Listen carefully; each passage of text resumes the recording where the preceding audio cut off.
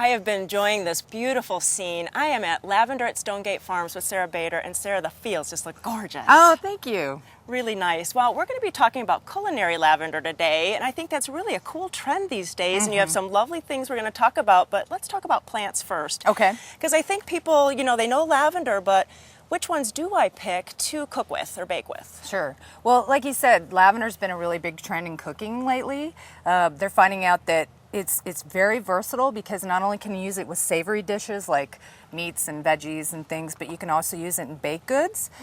So just like you would cook with rosemary or any other kind of herb, you can cook with lavender, and believe it or not, it actually doesn't really taste like flowers, so that's good. We get a lot of questions about which lavenders are good for cooking, and so I actually put a collection of lavenders together. Cool. These are all in the family of what's called angustifolias, or English lavender. They're a little bit sweeter, so they have a little bit more of a floral note to them. And so really they won't overpower your dish and make it taste like soap. So that's why they're good. Yeah. So we've also had some dishes here that we're going to include, and you guys can try. So. All right. So which kind of blooms would I pick, though? Would I wait until they're really blown open, or just when they're just opening? Which kind of, out of these, which would I pick? Well, the trick is when you're harvesting lavender for cooking, you want to make sure that you, especially if you're going to dry it, you want to make sure that you harvest it before all these little buds open up. Okay. Because if you don't, then these dry and they shed. So when you see the shedding a lot with the lavender. So what we do is we look at the plant, and if you see one or two little buds just starting to open up, that's when you want to harvest the whole plant. So this is an example of a dried bunch that we harvested early. So you can see the buds are really nice and whole, which is really ideal for cooking. All right, and then if we want to use them in our dishes, we just kind of pull those off and just kind of, and then sprinkle them into the batter or into the frosting. So you can just, kind of go like that. That's real easy. I could do that. Sure. And so then, see, it's got the little buds there.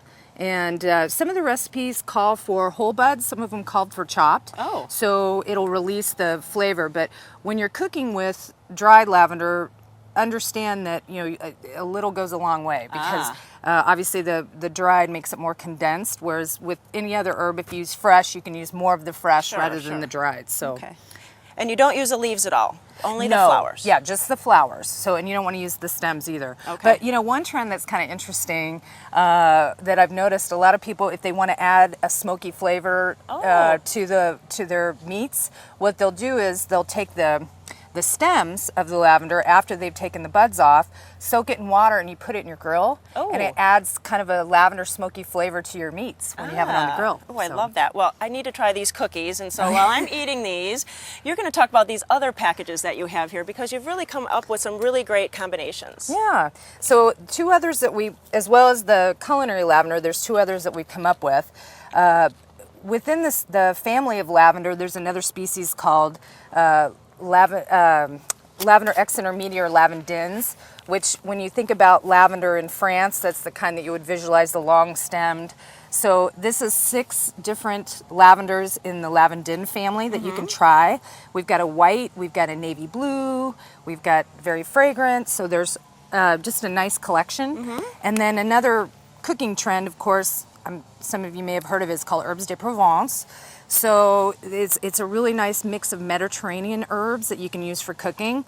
In this particular one, we have thyme, sage, rosemary, lavender, marjoram, and oregano. Wonderful. And what we've done is put a recipe on the inside that you can use for cooking. And what we like to do is plant these in a big barrel. You can put them right outside of your of a door by your kitchen, and so you can just come and snip them off and use them for cooking.